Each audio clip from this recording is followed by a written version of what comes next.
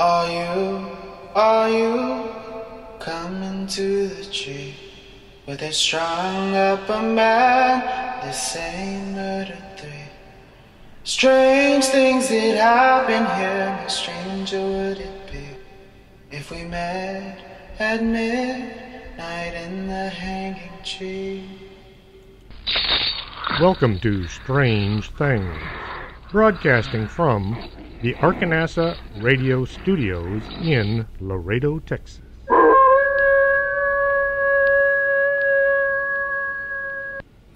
And welcome to the show. I'm your host, Chris James. Tonight, we're going to be talking about Paracelsus, and I'm sure a lot of you have never heard of the man. So tonight should be hopefully informative and I'm praying a little bit entertaining. Once again, I have Watches 1000 to thank for tonight's show, and I finally got to put a face to the name. Then I got to wondering, why Watches 1000? 1000 what? 1000 videos? Well, I'm sure you'll let me know soon. I've been discovering something about my glasses. They're the kind that get dark when the sunlight hits them. There are two thin layers of glass with something in between. Well, my glasses have begun to separate.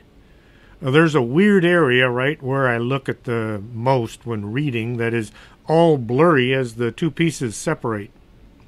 It's getting annoying. So I went to my brother-in-law, who just happens to own Optica del Norte. Yes, the one advertised on the show. Now I just have to wait for the new lenses to get in. Hopefully they'll be here soon.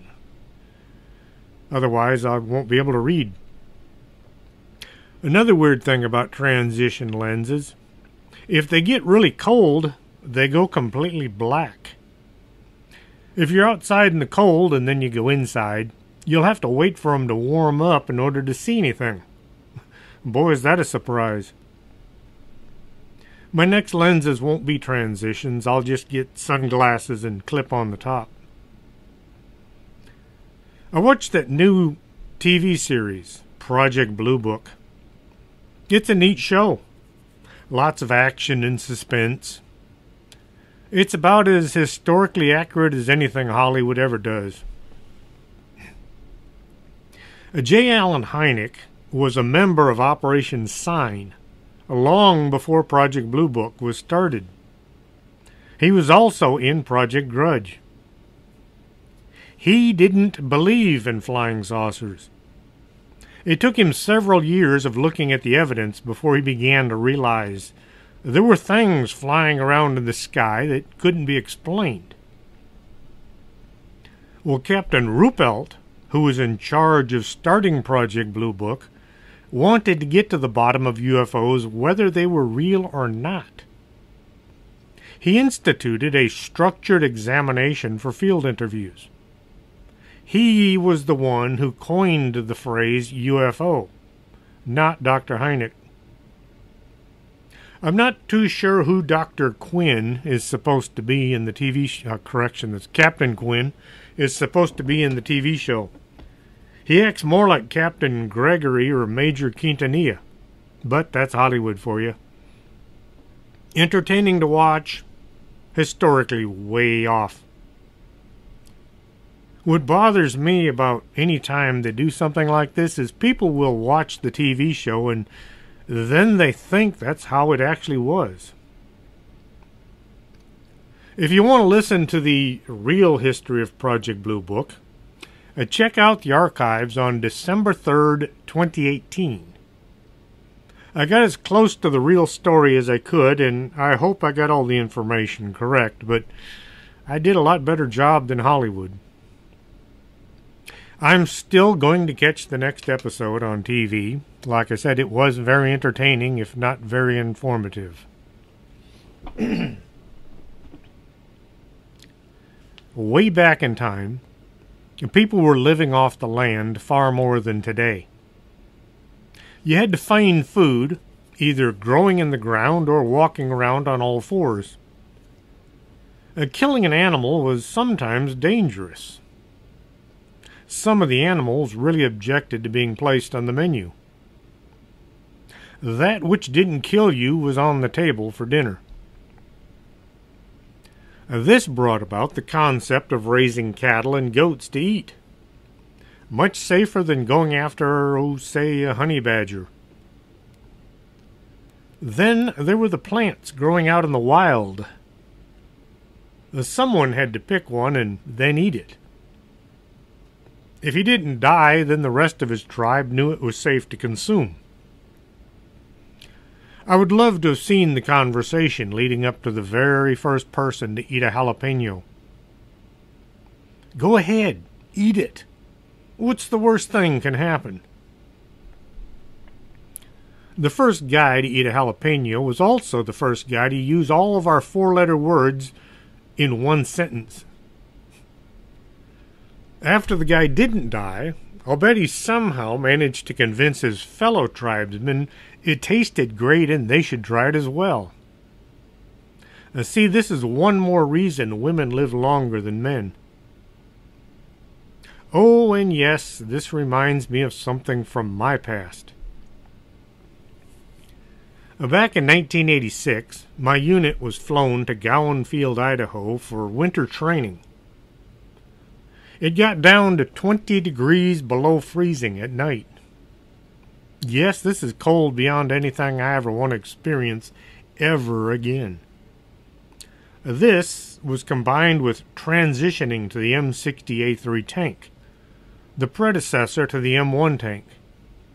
It had all the electronic goodies, but not the jet engine. Being from Texas, we got busy making the locals feel bad. We started out by running the Texas flag up the flagpole. We talked about all the benefits of living in Texas, like not freezing to death. And we brought some of our local food.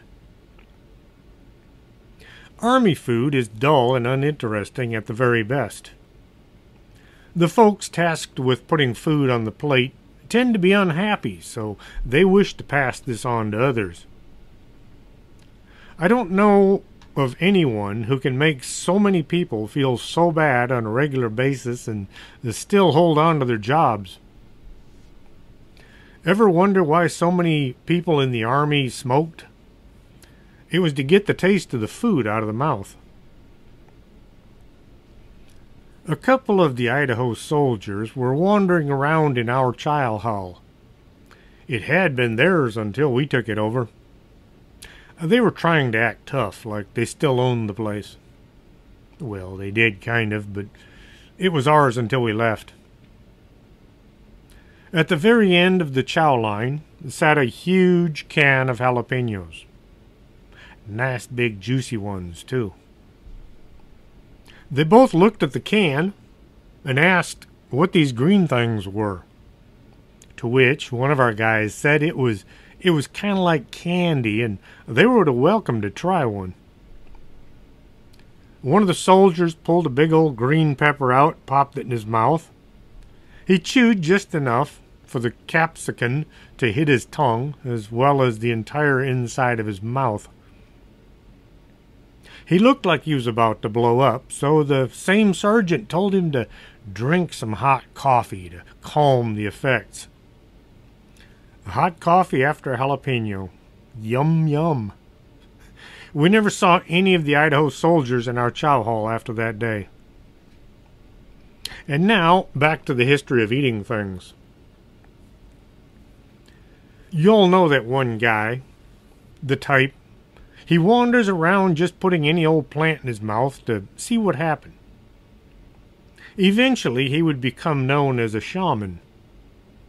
He was the expert on which plants you could use to cure what ails you, and he was also the go-to guy on what plants would send you on a trip.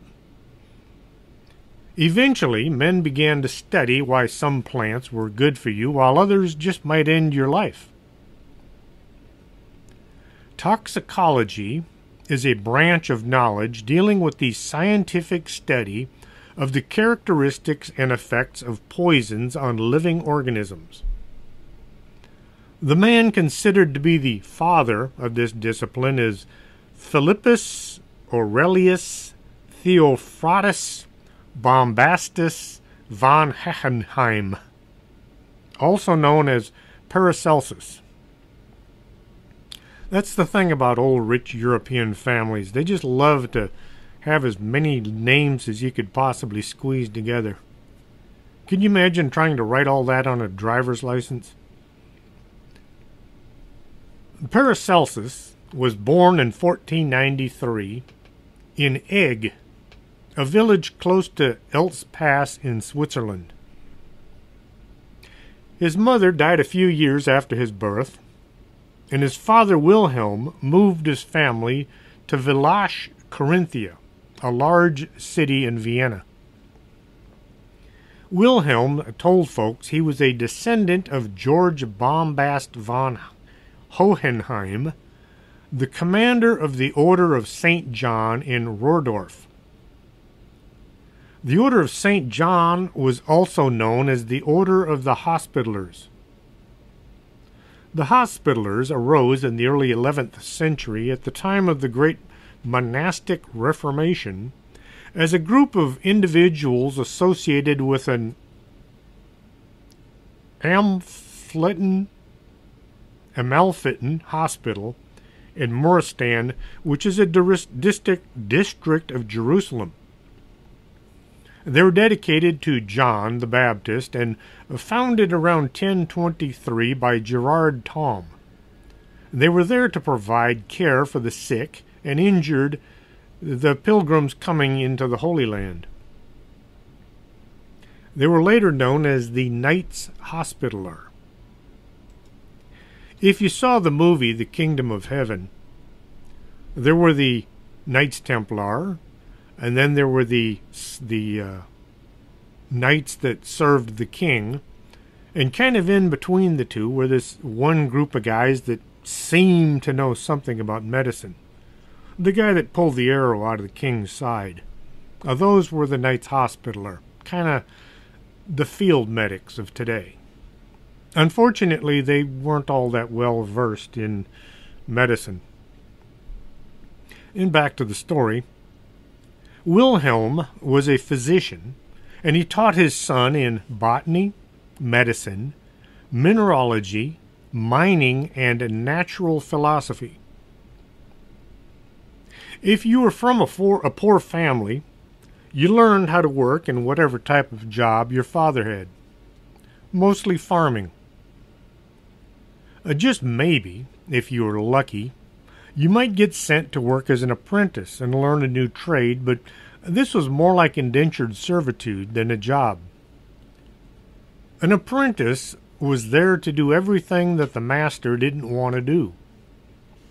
Feed the animals, stock wood for the fires, clean the house, and when it was convenient, learn to do whatever it was the master did to earn a living. It was a rough way to learn a new trade, but eventually you would be able to start your own business.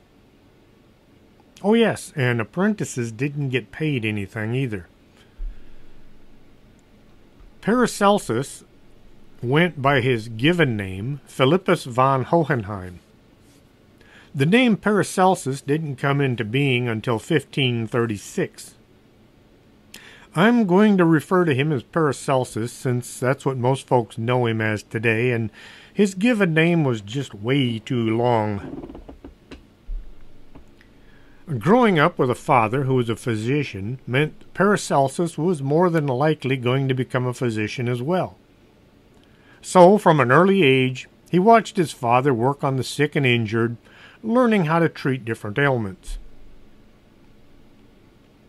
When Paracelsus was 16, he went to the University of Basel in order to study medicine. From there, he moved to Vienna. He gained his doctorate degree from the University of Ferrara in Italy in 1516. Back then, universities were a lot different. Students started as soon as they or their families could afford to get them in. You had a lot smaller curriculum. A lot of what students have to study today hadn't even been written yet. Every college in Europe was built and run by the church, so theology was a major subject. The University of Oxford was founded in 1096. Their motto is Dominus Illuminatio Meo, or The Lord is my light. If you look back in the history of every major university, you'll find that they were all started by churches. Today, you're not even allowed to mention God at most universities. Most medical treatment was based on a physician named Galen who lived in 103 A.D. That was 1,400 years before Paracelsus arrived on the planet. In Galen's time, it was against the law to dissect dead bodies. So Galen would hang out at the Colosseum. When a gladiator was brought in with a severe injury, Galen would examine them. He'd poke around inside them as long as they were still alive. You could nail people to the cross or feed them to lions. But once they were dead, the body's off limits. Galen believed every sickness was ascribed to one of four humors, or fluids, in the body. You had blood, yellow bile, black bile, and phlegm. Any imbalance caused you to become sick, and so doctors would try to balance things. During what became known as the Dark Ages, nothing new was thought up. So Galen's ideas were considered to be facts. Galen also believed that the blood moved from the right side of the heart to the left side of the heart by magic. No one had found the pulmonary circulation yet. Oddly enough, Galen would always have one of his servants pass his operating instruments over the fire so the gods could bless the tools before any work was done on a patient. His patients hardly ever had trouble with infections, unlike other practitioners. No one at the time knew anything about germs. Galen was having his instruments cleaned of any bacteria by flame, but he didn't know why. He also kept sick soldiers away from the wounded. Not knowing about infectious diseases, no, the idea was an injured soldier had earned his time in the hospital, while the sick were just out of balance and kind of shirking it a bit. Once Paracelsus was a physician, he worked for the Venetian military from 1517 to 1524. He followed the army, and he traveled all throughout Europe, even visiting Constantinople. Constantinople had fallen to the Muslims back in 1453, but the name Istanbul actually means in the city, so folks still called it Constantinople.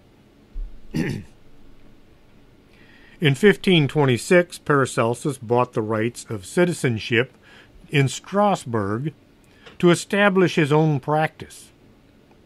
Strasbourg sounds like a German name, but it's actually a city in France. Physicians had no means of updating their skills or their knowledge once they'd left school. Back then, if you wanted to learn more about a subject, you either experimented or you wrote to other physicians and you'd ask questions of them. According to what I've read, a physician has finished pre-medical and medical school. Doctors have completed 2 to 5 more years of residency after graduating from medical school.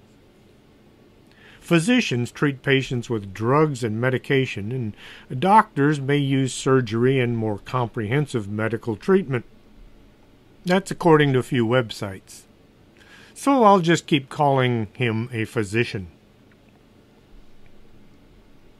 In 1527, Paracelsus was a licensed physician in Basel.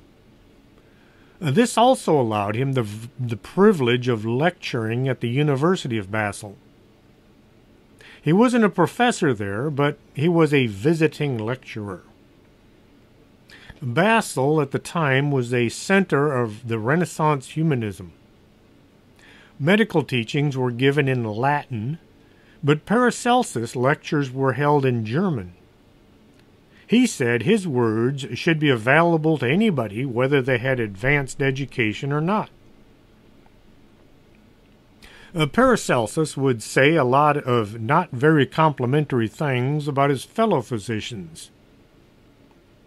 He had so many nasty things to say he was receiving death threats on a regular basis from his peers.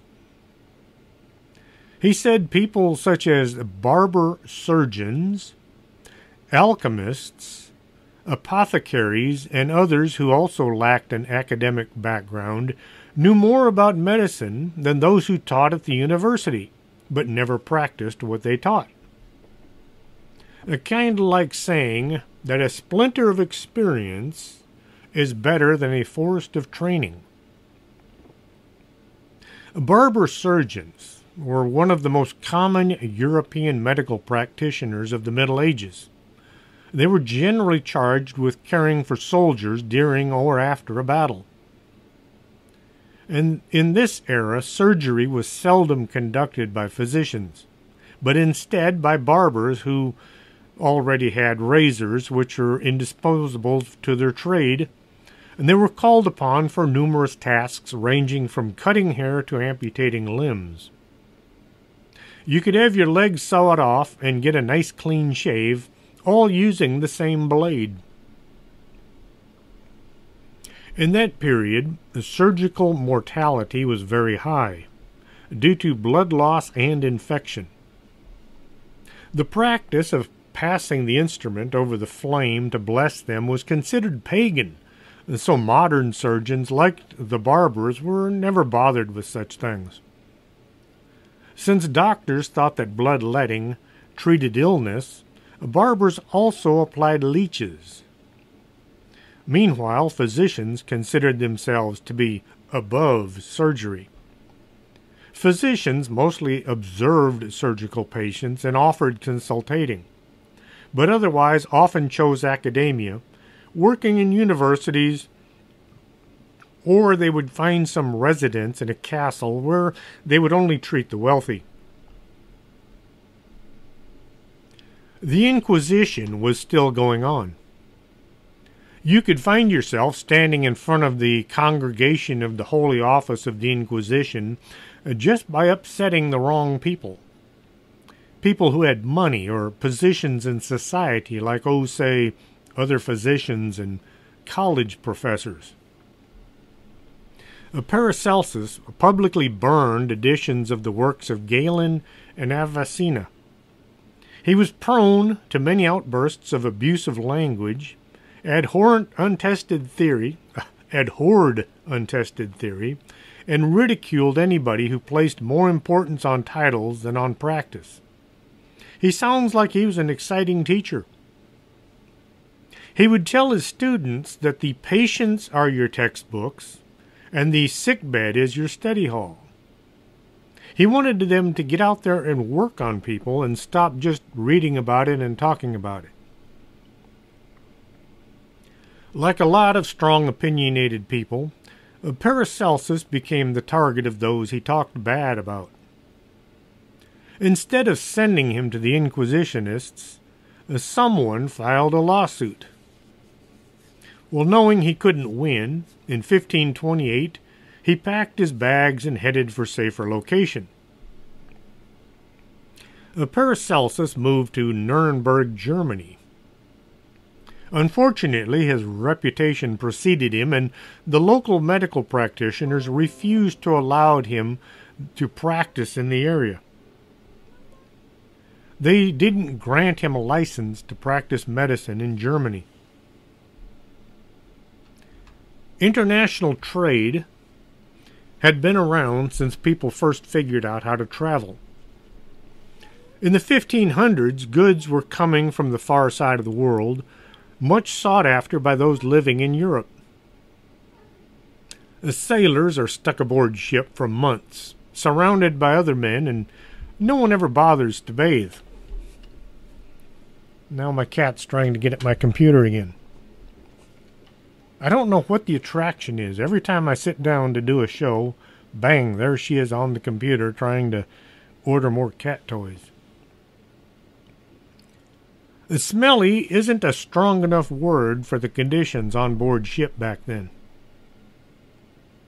Once they arrived in a port, the crew would run to the closest place to unwind and relax. This involved massive quantities of alcohol and sex with anybody not wearing pants. Women of negotiable affections, as Terry Pratchett would say.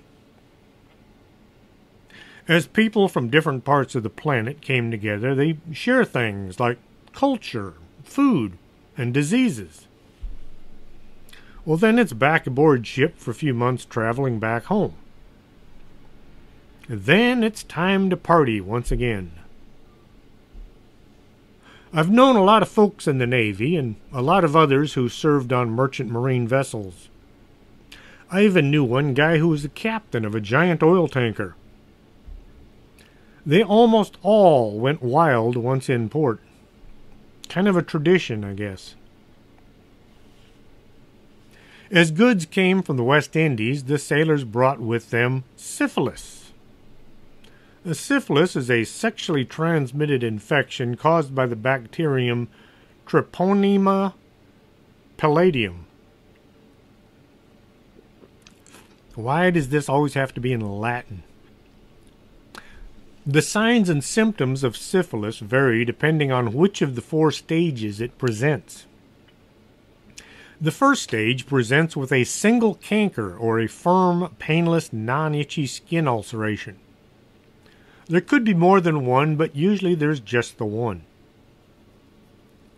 In secondary stage, there appears a diffuse rash, which frequently involves the palms of the hands and the soles of the feet. There may also be sores in the mouth and the vagina. In the third stage, known as the latent syphilis, which can last for years, there are few or no symptoms. And then there's the fourth stage of syphilis. There are soft, non-cancerous growths, neurological or heart symptoms. The patient would develop unsightly skin ulcers, paralysis, gradual blindness, dementia, and something called a saddle nose, which is a grotesque deformity which occurs when the bridge of the nose caves into the face. Syphilis also affects the brain, and it will cause death. The syphilis has been known as the great imitator because the symptoms are similar to many other diseases. It was also called the great pox as opposed to smallpox. People in Europe, especially the royalty, invented a little thing called a beauty mark. They would take an adhesive, heart-shaped piece of cloth or something, and they would stick it to their face in a different part. Usually these were to cover up the syphilitic problems they were having, like wearing a disguise. So when you see these paintings of the French and European royalty with what looks like a heart-shaped thing stuck on their face, that's what it was there for. It was to cover up the cankers. Later on, in the 17th century, they had a huge problem with syphilis. Because of its prevalence, both physicians and surgeons tried treating it. Many treatments involved the use of mercury, hence giving rise to the saying, "One night with Venus and a lifetime with Mercury." Mercury would be administered in the form of calomel, which was a mercury chloride. It was an ointment. Or they would take a steam bath with mercury in the water, or they would swallow it in pill form. The side effects could be as painful and terrifying as the disease itself. Many patients underwent mercury treatment, suffered from extensive tooth loss, ulcerations, and neurological damage. Many people died from too much mercury and simply died from mercury poisoning. Well, I'm going to take a brief pause there, drink some coffee, and play some commercials, and we'll get back to the story in just a couple of minutes. So don't go away. I'll be right back. You're listening to Arkanasa Radio.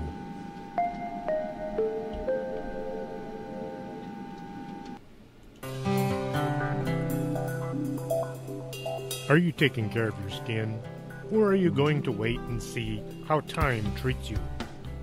Take care today by contacting Lourdes James, Independent Beauty Consultant, at 956-723-3019. Don't let time get the best of you.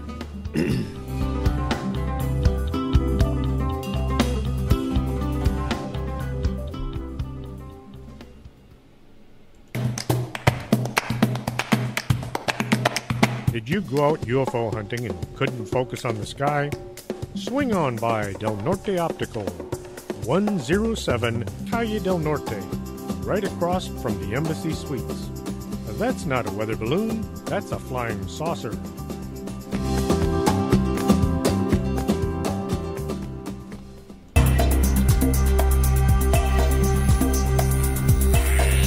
Did you hear a bump in the night and you think it just might be a ghost? Contact the Laredo Paranormal Research Society at laredoparanormal@hotmail.com. That's the LPRS for all your otherworldly needs.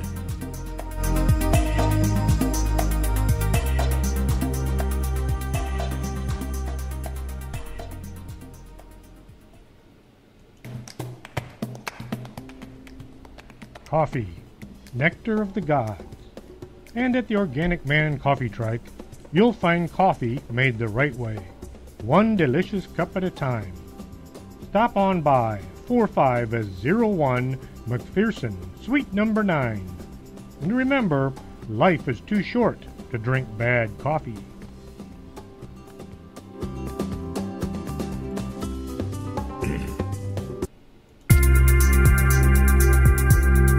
This is Arkanasa Radio you've been listening to.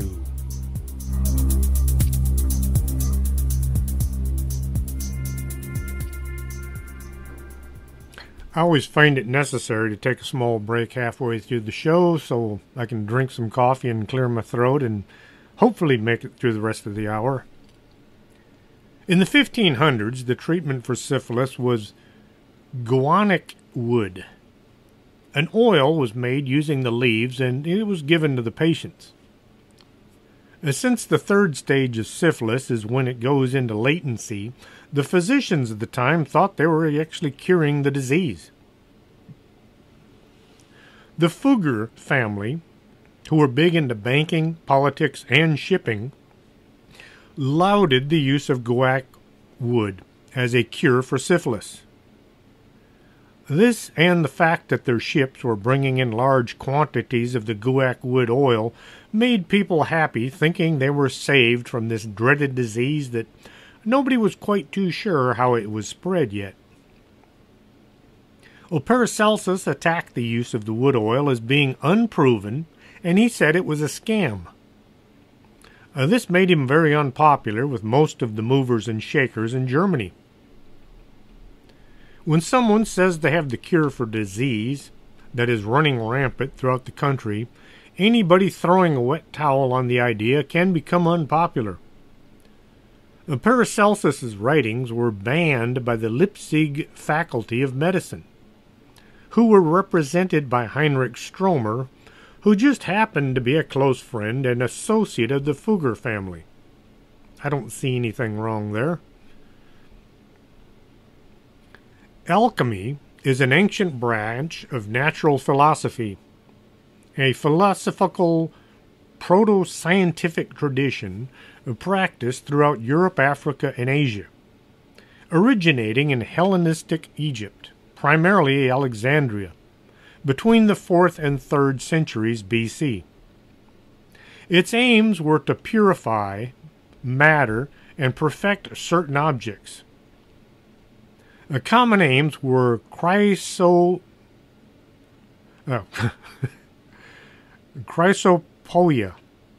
Boy, more Latin words. This was the transmutation of base metals, such as lead, into what are known as noble metals, or gold. Alchemists were also trying to create an elixir of immortality, or an elixir of life. They were trying for the creation of panaceas able to cure any kind of disease, and they wanted to develop an alkahest, a universal solvent. They wanted the perfection of the human body and soul. In Europe, the creation of the Philosopher's Stone was variously connected with all of these projects.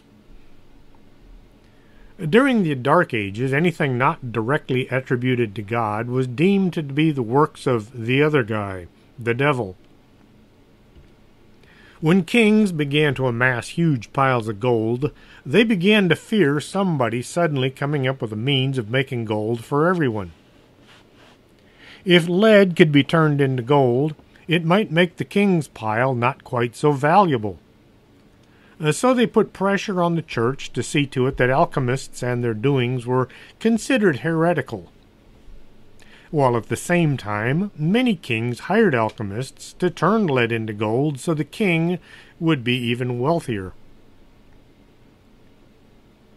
Even though the manufacture of metal had been around for hundreds of years, during the Dark Ages in Europe, everybody was afraid of anything that was out of the normal. If it didn't grow in a field, it might be otherworldly. One form of alchemy was also so beneficial to all involved, it was given a reprieve by the church. People were taking a handful of rocks, heating them in a forge, and making metal. This was considered a form of black magic, but everybody wanted and needed metal. So this one group of alchemists were given the title blacksmiths. They worked on the edge of black magic. The very first known account of the production of a homunculus is said to be found in an undated Arabic work called the Book of the Cow, which was originally written by the Greek philosopher Plato. The materials required for the creation of a homunculus included human semen, a cow or a sheep, and animal blood. The process included the artificial insemination of the cow or sheep by introducing blood from another animal into the birth canal and then feeding it exclusively on the blood of this animal. The pregnant animal would eventually give birth to an unformed substance, which would then be placed in the powder made of ground sunstone, which was a mystical phosphorescent elixir. They would mix this with sulfur, magnet, green tutia, which comes from iron, and the sap of a white willow. When the blob started growing human skin, it would be placed in a large glass or lead container for 3 days. After that, it had to be fed the blood of the decapitated mother for 7 days before becoming a fully formed homunculus. One type of homunculus was supposed to be able to cause a full moon to appear on the last day of the month. I don't see how this would help out in the least bit. It was also able to turn into a cow or a sheep at will, and it could walk on water. A were-cow, or a were-sheep. I can see a whole new branch of teenage movies coming out. A werewolf is scary, but a were-sheep is just weird. Another ability of the homunculus was to be able to know things happening in a distant land as they were happening. Now I can see how this would be of great benefit. Back then, news traveled at the speed of a horse and a rider. Say the guy in the next country over had decided they were coming for a visit, and they were bringing their army. Having a homunculus that could tell you the army was marching your way as it was beginning would give you the time to round up your men and meet them at the border. Another form of homunculus could see and converse with demons and spirits. Then there was the homunculus that could create poisonous snakes to appear out of thin air. This might come in handy when dealing with an invading force or visitors who had stayed too long. Philippus van Hohenheim, the guy we're talking about, Paracelsus, came up with his own unique recipe for creating the homunculus in his work De Natura Rerum, or On the Nature of Things. His recipe used horse as the surrogate mother of the homunculus. The semen of a man is left inside the horse's womb to putrefy for 40 days. How it got there is anybody's guess. After 40 days, a little man would be born. Another translation said that horse manure was used, and the two substances were mixed together and left for 40 days in a vessel over a continuous low heat. Kind of like baking bread, I guess.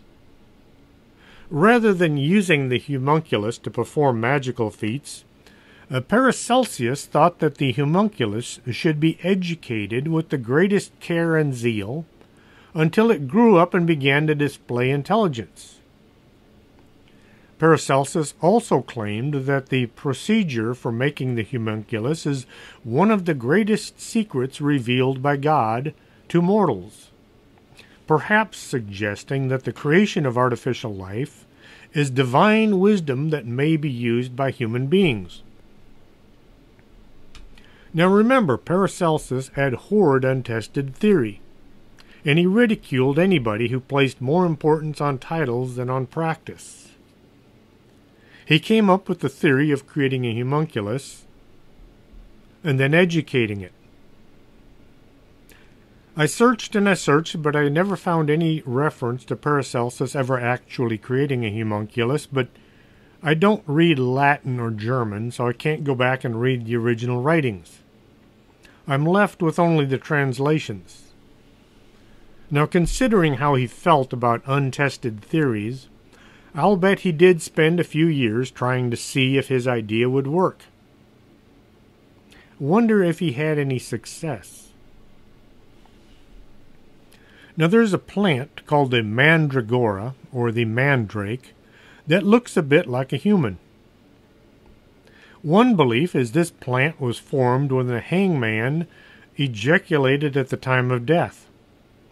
His seed sank into the ground and formed the mandrake plant. The plant had to be dug up by a black dog before the next morning and then nourished with milk, honey, and human blood. With proper care, the root would grow into a homunculus. As a reward, the homunculus would serve its master doing anything needed doing, from household chores to maybe killing somebody who had offended him or her. This was a totally devout servant that would do anything its master wished. This creating homunculuses was all in the past, right? Well, not all that long ago, a modern-day scientist tried to create a homunculus right here in the United States. Marvel Whitesides Parson was born in 1914 in Los Angeles, California. His family was quite wealthy, and young Marvel was given all the things young rich kids were given. When Marvel was a teen, his dad decided he wasn't the family type, and he left. This left a void in his life which was filled with other odd things. Jack began looking for a father figure elsewhere. When his mother, Ruth, filed for divorce, she began to call her son Jack instead of Marvel. This led to folks... Correction, she called him John. This led to folks calling him Jack. A lot of folks named John are also named Jack. While I was growing up, I remember folks calling my dad Jack. I have no idea where this comes from. Maybe like Chewy and Jesus being the same. Some folks say that Jack Parson looked into Satan worship. This was quite the thing to do in California back in the 30s and 40s. Jack got busy blowing things up, but slowly he managed to invent some usable rockets. One very useful gadget he came up with was the JATO, or the Jet Assisted Takeoff Rocket, which had nothing to do with jets. It was a rocket. Back then, no real scientists wanted anything to do with rockets because that was all science fiction nonsense. Buck Rogers was all the rage, and so most scientists avoided rocketry. Well, Jack was the founder of JPL, or Jet Propulsion Laboratory, which once again has nothing to do with jets. They work on rockets. And JPL is a part of NASA. During the course of the war, the Army began to worry about Jack's reputation as a hedonist and occultist. So they convinced him to sell his shares of Aerojet and to get out of JPL. Parsons took the money from the government and he used it and his time to delve deeper into the occult. And Parsons, going under his mantra of do as thou wilt, began an affair with his wife's sister. Well, his wife Helen did as she wilt and ran off with Wilfred Smith, who was the cult leader. This allowed Jack to move in and take over as the head cult guy. One of Jack Parsons' fellow occult members was L. Ron Hubbard. Yes, that guy. And his brother-in-law. But we're not going to get into that. The cult had decided to create a new age of freedom and enlightenment.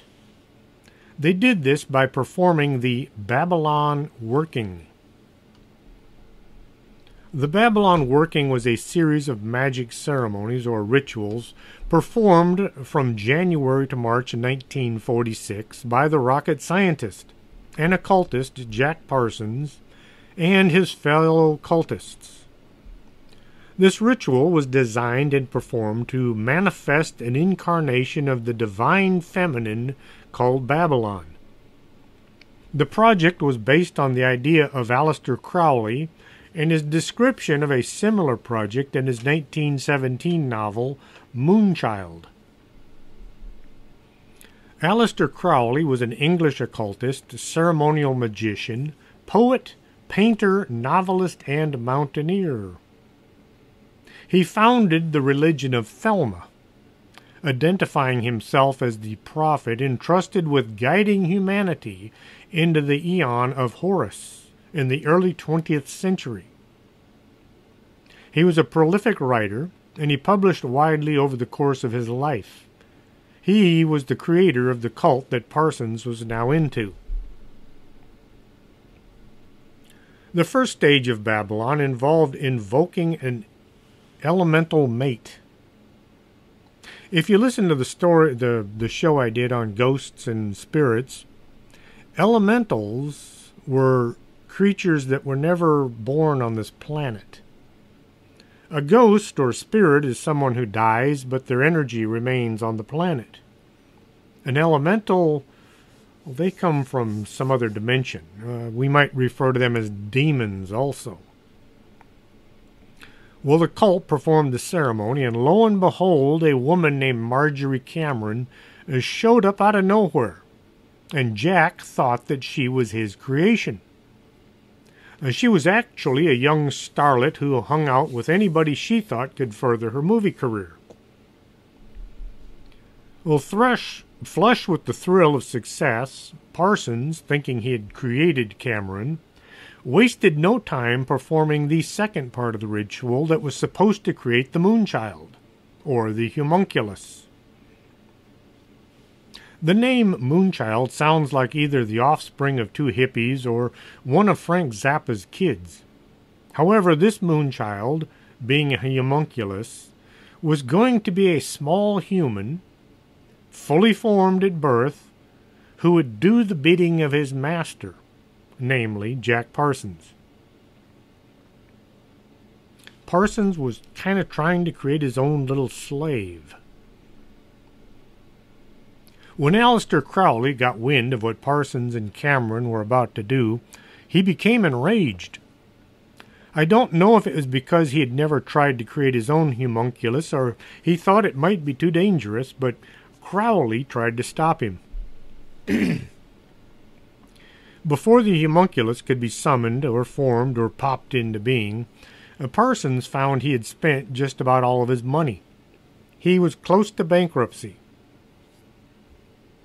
As a get-rich-quick scheme, Parsons handed $20,000 over to somebody who claimed he could double his money. If I had $20,000, I sure wouldn't feel bankrupt. But some folks are higher maintenance than me. In today's money, that amounted to $271,000. The money, along with his friend and his current wife, all headed south into Mexico. Parsons is said to have performed a weather ritual, which brought about a huge storm that drove the boat that the man and his money and his runaway wife were on, drove them into shore and into the arms of the waiting authorities. Parsons got his $20,000 back. Now, did he really conjure up a storm, or was it just a coincidence? I, for one, do not really believe in coincidences. Jack managed to blow himself up before he was able to create his homunculus. January 2017. Scientists managed to inject human cells into a pig embryo and then install the egg into a pig. The pig was allowed to carry the fertilized egg for 4 weeks, at which time the egg was removed for further study. The thing growing inside the pig was a cross between a pig and a human. Yes, I know what they said. It was for the good of all mankind. Now scientists can grow human organs in pigs, and the organs can then be used for transplants, and the recipient won't reject the new cells because they'll be from their own body. Kind of. Had the creature been allowed to go to term, the birth would have been of a chimera. This name comes to us from a legendary creature that was part lion, part goat, and had a serpent's tail. Isn't this just about the same thing as the folks back in the early days trying to grow a human inside a cow or a horse? And how much human do you need before the animal is considered to be human? Is it 51% or maybe 60%? The next thing you know, we'll have pigs demanding rights. Then they'll want to be able to vote. The embryo wouldn't have made it all the way to birth, according to the scientists, because it was unstable. But if at first you don't succeed, if the scientific world is talking about this one experiment, you know there are others out there that are not being talked about. Scientists have a long and shady reputation for doing things that the rest of us uneducated folks consider to be stupid. In early 1962, Oklahoma City had acquired an adolescent Indian elephant named Tusko. Tusko was brought to the zoo with the intentions of becoming a research subject for the critically acclaimed psychiatrist Dr. Louis Jolyon, better known as Jolly, West. Jolly gave Tusko a shot of LSD to see what would happen. The Tusko did some odd things and then he fell over dead. Okay, why on earth would you want to know how an elephant would react to LSD? And not just one guy, but he was sponsored by, you guessed it, the United States government. Then there's somebody out on the West Coast who wants to study the effect of cow flatulence on the ozone layer. What is it with these scientists that all want to do these crazy experiments for no real reason? Somewhere out there is a scientist working for some government looking to create a homunculus. Why send men off to war and then take care of them once they become injured, when you could build an army of throwaway soldiers who, if they got hurt, you just moved them to the dumpster? Wouldn't it be great if these soldiers were big and strong enough to, say, tear the heads off of their opponents? A report coming out of the Indian University of Science in Bengaluru, Karnataka, announced that they have successfully cloned a human with a gorilla. Gorilla and human genetic experimentation has been going on secretly since the 1980s in multiple countries. With so many scientists all working in the same direction, it was only a matter of time before somebody got it right. They're calling him a horilla. At 7 weeks of age, Horilla weighs approximately 18.5 pounds and is 24 inches long. They say he should grow to about 250 to 300 pounds with a height of about 6 feet. And just how strong is a gorilla? Well, he's a lot stronger than any man his size. In 1990s, it was disclosed that an experiment at a primate center involving human sperm and a gorilla resulted in a live birth. However, the newborn was euthanized within several days. Apes and humans are more alike than different, sharing in 99% of the same genetic structure. It was thought that the difference between animals and humans was the ability to use tools, but gorillas commonly use tools. They also have culture, which is passed down the generations rather than simply being inherited. The genetic analysis of Horilla's blood revealed that the number of chromosomes were in between human and gorilla. Humans have 46 chromosomes and gorillas have 48. Horilla has 47. Only a few of these were human, mostly it was gorilla. Just like horses and mules can interbreed and tigers and lions can interbreed, well, apparently gorillas and humans can create a genetic hybrid. Further testing shows there is a high possibility that Horilla is supposed to remain sterile, unable to reproduce, just like in the movie Jurassic Park.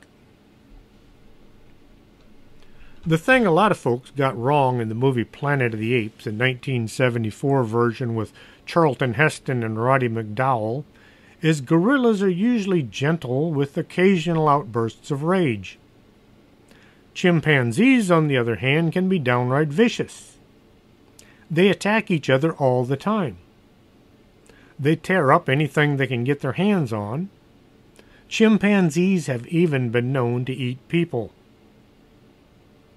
Why would anyone think it was a great idea to have a gorilla with human intelligence?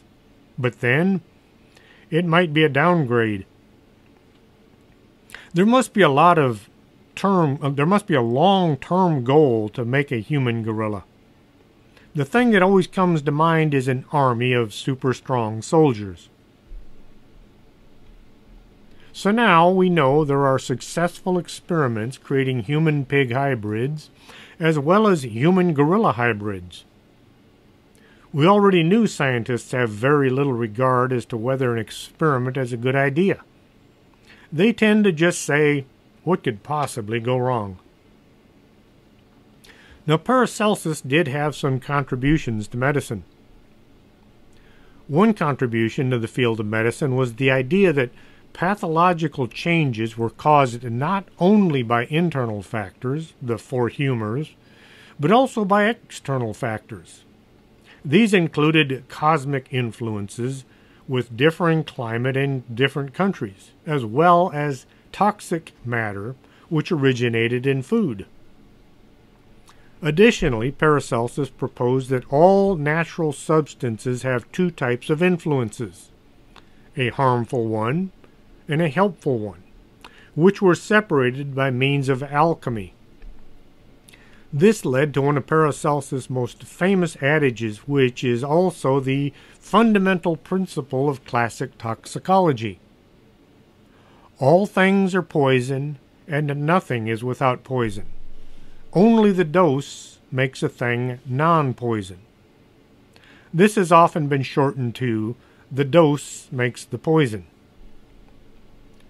Look at how many drugs on the market have a therapeutic effect, and then the, oh shoot, we gave him too much effect. Most folks don't know this, but a small amount of cocaine is a depressant, while a large amount is a stimulant. Then a superhuge amount will just plain kill you. Hey, I was a paramedic. I didn't sleep through all of my classes. Is there any real reason to create a small human from animal parts? There's a very cheap and quick way of making small humans who grow up to be big humans, but the growing up part is expensive. Kids are cheap to make, and you don't have to muck about with all that alchemy stuff. Scientists, being an odd bunch to begin with, will always look for the most difficult way to do a simple task. They will create things that will destroy us because they can. All in the name of, let's see what will happen if I mix this with that. I hope you enjoyed tonight's show. Tell your friends. Tell your family. Tell people you see on the street. I can always use a few extra listeners, and it's still free to listen. The archives are almost all over at YouTube now, but the past few years are still at strangethings.podomatic.com, and you can find it on Stitcher and a few other podcast services. If you have any ideas you'd like to hear on a show, you can contact me at strangethings@arcanasa.com. Till next Saturday, I have gone to look for myself. If I return before I get back, try to keep me here. Are you coming to the tree where they strung up a man, the same murder three? Strange things that happen here, no stranger would it be if we met at midnight in the hanging tree.